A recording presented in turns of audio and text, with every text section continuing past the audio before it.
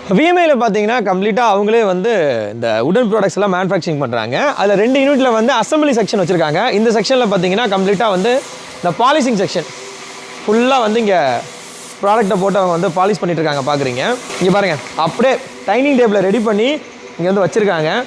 அப்புறம் உடன் சேர்ஸ்லாம் இருக்குது. கம்ப்ளீட்டாக வந்து பயங்கரமாக செம்மையாக இருக்கக்கூடிய சேர்ஸு. அப்புறம் கட்டிலுக்கு தேவைப்படக்கூடிய இந்த லெக்கு அந்த டிசைன் வச்சுருக்காங்க. அதேமாதிரி இங்கே வாங்களேன், இது ஃபுல்லாகவே வந்து பார்த்தீங்கன்னா கஸ்டமர்ஸ்க்கு வந்து அனுப்புறதுக்கு ரெடியாக வச்சுருக்காங்க. இங்கேருந்து நிறைய போயிட்டுருக்குங்க கஸ்டமர்ஸ்க்கு. நீ கூட பார்க்கலாம், லெக் இருக்குது. ஸோ டைனிங் டேபிளுடைய லெக்கு, அப்புறம் உள்ள ஏகப்பட்ட ப்ராடக்ட்ஸு. கட்டிலெலாம் இங்கே வந்து கட்டிலோடைய அந்த முக்கியமான ப்ராடக்ட்லாம் வந்து பாலிஷ் பண்ணி வச்சுருக்காங்க. இங்கே பார்க்குறீங்க டைனிங் டேபிள் ஃபுல்லாக டிசைன் பண்ணி ரெடியாக வச்சுருக்காங்க. இங்கே பாருங்கள் எவ்வளோ சேர்ஸ் இருக்குது பாருங்கள். இந்த சேர்ஸ் ஃபுல்லாகவே பார்த்தீங்கன்னா டைனிங் டேபிளுக்கு தேவைப்படக்கூடிய சேர்ஸு. 4 கேட்டாலும் கொடுப்பாங்க, 6 கேட்டாலும் கொடுப்பாங்க. அந்த மாதிரி நமக்கு தேவைப்படுற அளவுக்கு